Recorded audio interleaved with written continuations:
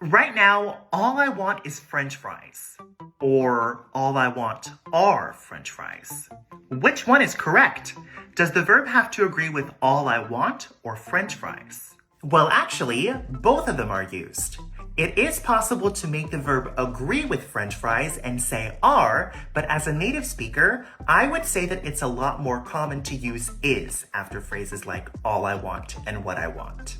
So I would say all I want is French fries, and I would recommend that you use is instead of are in sentences with plural nouns like this one. But why aren't we making the verb agree with French fries here? In this sentence, we use is simply because the subject is considered to be all I want, not French fries, and all I want is singular, so is sounds more natural.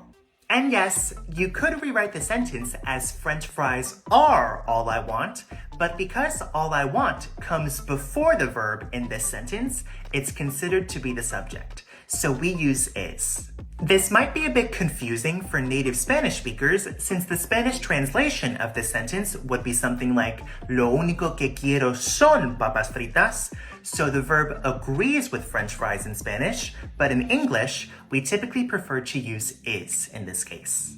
So would you use is or are here in your native language? Let me know in the comments.